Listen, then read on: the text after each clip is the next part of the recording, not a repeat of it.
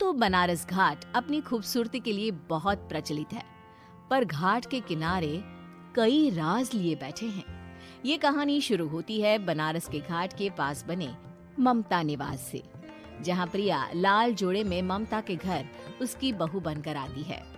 आओ आओ बहू, घर को अपने पैरों से पवित्र करो।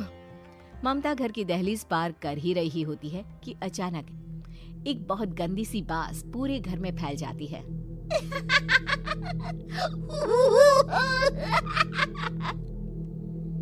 ये बदबू और ये आवाजें, ये कौन हंस रहा है माँ? अब ये पड़ोसी ना हमारे थोड़े अलग से है। कहाँ हम शाकाहारी और ये मांस मच्छी खाने वाले। छोड़, तू ध्यान मत दे और गृह प्रवेश कर। और हाँ बहू, अपनी सास की एक बात हमेशा याद रखना, इन पड़ोसियों से तो कभी बात नहीं करेगी। अच्छे लोग नहीं है ये। अपनी सास की ये बात मानेगी ना बेटा? हाँ माँ, जो आपकी मर्जी, मैं उनसे बात नहीं करूंगी। अगले दिन प्रिया अपनी पहली रसोई बनाने रसोई घर में जाती है। ये छोकी बात तो नाक में जा रही है। एक काम करती हूँ, खिड़की खोल देती हूँ। प्रिया खिड़की खोलने जाती है। इतने जाले, लगता है इस खिड़की को कभी खोला ही नहीं गया। पर ऐसा क्यों? ओह, नॉन वेज की स्मेल आती होगी ना। 2 मिनट के लिए खोल लेती हूँ, फिर बंद कर दूंगी। प्रिया खिड़की खोलती है। खिड़की खोलते ही उसकी नजर सामने वाले घर की खिड़की पर पड़ती है, जहाँ एक लड़की खड़ी होती है, हाथों में मेहंदी, लाल रंग की साड़ी, बिल्कुल सजी धजी, मानो प्रिया की तरह ही वो भी नई नवेली बहू हो। वो प्रिया को देखकर मुस्कुराती है।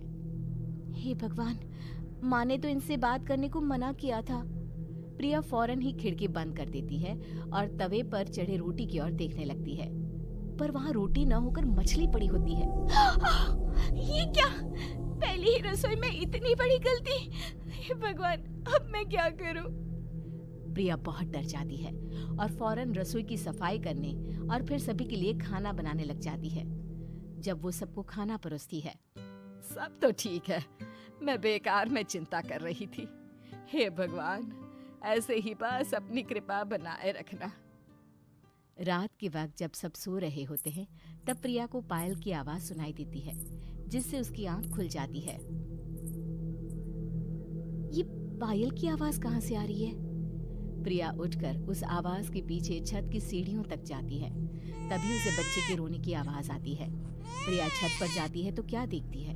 वही लाल साड़ी वाली लड़की अपनी गोद में एक नवजात बच्चे को घुमा घुमा कर सुला रही है। तभी प्रिया की नजर उसके पेट पर पड़ती है। ओह गॉड, ये तो प्रेग्नेंट भी है। सुनिए, बच्चा सो नहीं रहा है क्या? मैं कुछ मदद करूं? नहीं नहीं, आपके घर वालों को अच्छा नहीं लगेगा, मैं संभाल लूंगी। स्नेहा की गोद से बच्चा हाथ मारकर प्रिया की गोद में आने को छटपटाने लगता है। दोनों घर अगल बगल में बने होने के कारण प्रिया उस बच्चे को गोद में ले लेती है। प्रिया के पास आते ही वो सो जाता है। बच्चे का वो स्पर्श रात भर प्रिया भूल नहीं पाती और अगली सुबह वो छत पर कपड़े सुखा रही होती है।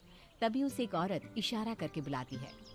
स्नेहा कह रही थी बाबू तुम्हारी गोद में आते ही सो गया। मैं गौरी, स्नेहा की माँ हूँ। बहू, घर आना, बाबू को खिला भी लेना। शाम को जब घर पर कोई नहीं रहता, बच्चे से मिलने के लिए प्रिया छिपकर अपनी पड़ोसन के घर चली जाती है और कुछ देर बच्चे को खिलाकर वापस लौट आती है। इसके कुछ दिन बाद ही प्रिया को पता चलता है कि वो माँ बनने वाली है। ममता की खुशी का ठिकाना नहीं रहता।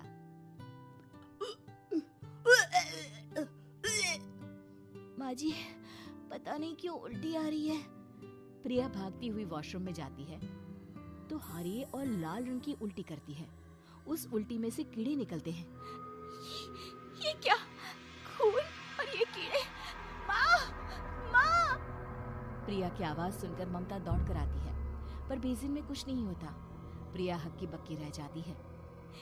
ये सब क्या हो रहा है? प्रिया घबरा जाती है और अपने कमरे में जाकर सो जाती है। डर के कारण वो इतनी थक जाती है कि उसकी आंख लग जाती है। तब उसे ऐसा लगता है उसके पेट पर मानो कोई बैठा हुआ हो। कौन हो? प्रिया के पेट पर एक 5 महीने की बच्ची बैठी हुई थी, जो बुरी तरह जली हुई थी। माँ, तुम ही मुझे लाई ना अपने पेट में? मैं तुम्हारी माँ नहीं हूँ। कौन हो तुम? माँ, देखो मैं जल गई बुरी तरह से। 6 महीने पेट में रहने को भी मुझे नहीं मिला। सहला दो ना माँ। बचाओ, बचाओ, माँ। ममता दौड़कर कमरे में आती है। प्रिया की बातें सुनकर वो सब समझ जाती है। तू कहीं बगल वाले घर में तो नहीं जाकर आई ना बहू? मुझे माफ कर दो, मैं गई थी माँ। उस घर में सब मरे हुए हैं बहू। कई साल पहले स्नेहा उस घर में बहू बनकर आई थी। कुछ ही दिन में वो एक बच्चे को जन्म देने वाली थी। पूरा घर बच्चे के आने की खुशी में खोया था कि एक दिन अचानक उस घर में आग लग गई। सब बुरी तरह जलकर मर गए। गौरी आज भी दादी बनने का इंतजार कर रही है और इसीलिए स्नेहा ने अपना अजन्मा बच्चा तुम्हारी कोख में डाल दिया। ममता ये कह रही होती है कि पीछे से उसके पैरों को एक बच्चा पकड़ लेता है। दादी, दादी। माँ, स्नेहा की गोद में यही बच्चा था। ये बच्चा कौन है फिर? तेरी मौत है। तेरी भी दादी।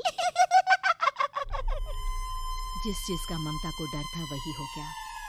ममता निवास के ऊपर मौत ने चादर बिछा दी थी। प्रिया का पेट ऐसे बढ़ जाता है मानो 9 महीने का हो।